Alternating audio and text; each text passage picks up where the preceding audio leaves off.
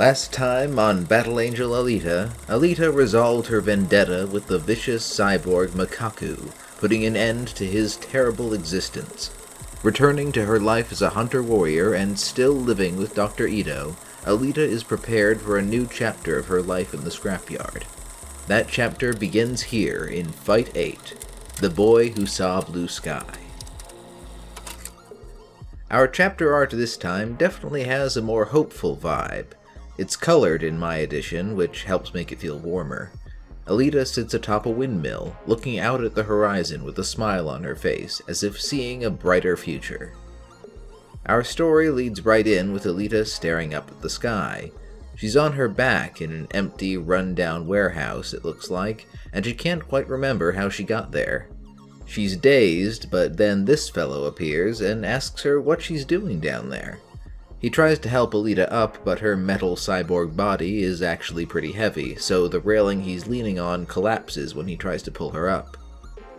He grouses a bit about her weight, but when he catches sight of her metal hands, she hides them, which confuses her since she's never really felt self-conscious and embarrassed before.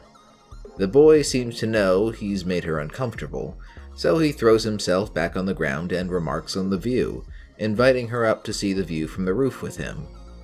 Once there, he directs her gaze to Zalem, the city hanging in the sky. The boy explains that this empty factory had been his playground since he was a kid, and he likes to come up to look at Zalem when he's bored. Alita is more interested in looking at his face, though. The meet-cute is interrupted when the boy tells her to watch out for a weakened section of the roof, which prompts Alita to remember why she's there. She'd followed some bounty targets to this abandoned factory, so she's definitely still continued as a hunter-warrior since finishing Makaku. This Megil the Chemist has created homemade drugs that have killed dozens of people, apparently as test subjects. When confronted by Alita, he reveals the product of his research and slots it into an implant in his head. He transforms into a monstrous wolf creature, much to the alarm of his cronies, who reveal that he's taken something called a werewolf pill before he tears them apart. Yeah, there's a werewolf wearing sunglasses in this story, though that concept isn't as crazy to me as how this pill supposedly works. The note in the page says it's, quote, a drug that reduces conscious thought and elevates bestial attack instincts. This self-suggestion forces the user to believe he is a beast, which is so potent that it can alter the body and raise subliminal power to the maximum extent possible. What this seemed to suggest is that he just turned into a werewolf because this drug made him believe he's a werewolf so powerfully that the strength of his belief alone caused his body to transform. Well, okay then. Alita is a bit shocked by this, but quickly chases him to the roof. It isn't much of a fight. She punches a hole in his arm and sends him flying, but a section of the roof gives way beneath her.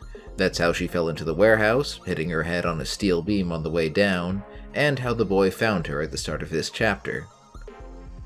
In the present, Alita reflects that she's gotten a bit sloppy and wonders if she's in a slump. Meanwhile, the boy discovers her handiwork and is shocked, comparing it to a dinosaur rampage of all things. Alita is a bit miffed by the comparison. She plays dumb and suggests some hunter-warrior was after them for the bounty, though he points out the heads haven't been collected. The boy quickly starts working on one of the bodies, explaining that he wants to remove the backbone, the spinal column. Apparently, for all the technical wizardry of this age, there is no artificial replacement for that. I guess they can transplant one, though. Alita is a bit indignant at this bit of organ theft, but the boy points out that they're already dead, and he isn't going to get hung up on the little stuff in, quote, the quest for survival. That gives us a little insight into how this character approaches life. That argument is cut short by the return of the werewolf, however, who bursts through the wall. Alita is prepared to finish him off, but the boy tells her to watch out and starts leading her away. Alita immediately starts playing damsel. I guess she's flattered by his impulse to save her and doesn't want to steal his moment.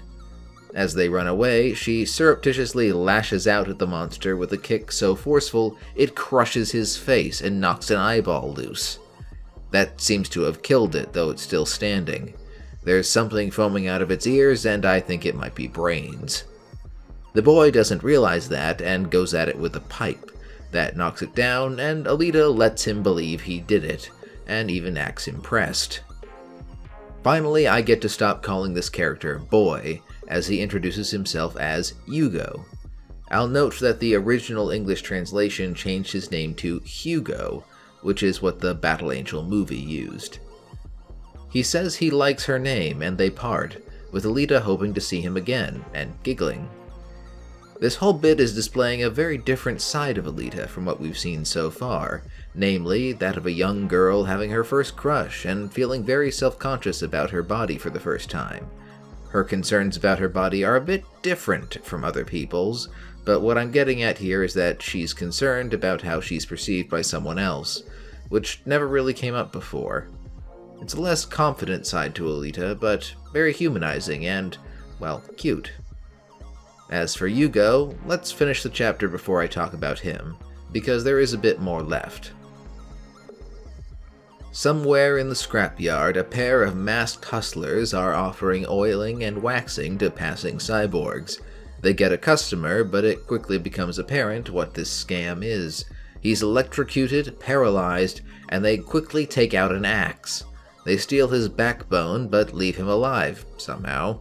One of the spinal thieves puts a call in to have Ito pick up their victim, which is a bit like calling an ambulance after you've stolen someone's kidney. Of course, it turns out the thief is Hugo, and on that note, the chapter ends. Like I said, this arc is signaling from the start that it will be exploring a different side to Alita's character.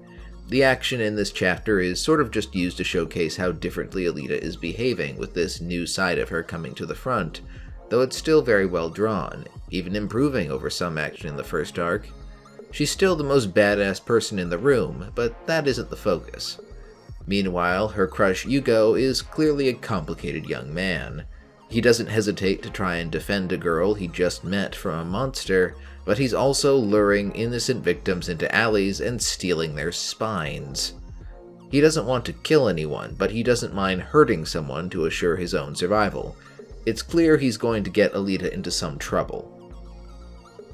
That'll be it for now. Look for my next chapter review to find out how the collision of Alita's crush and Hugo's crimes plays out. Until then, I hope you all have a good day.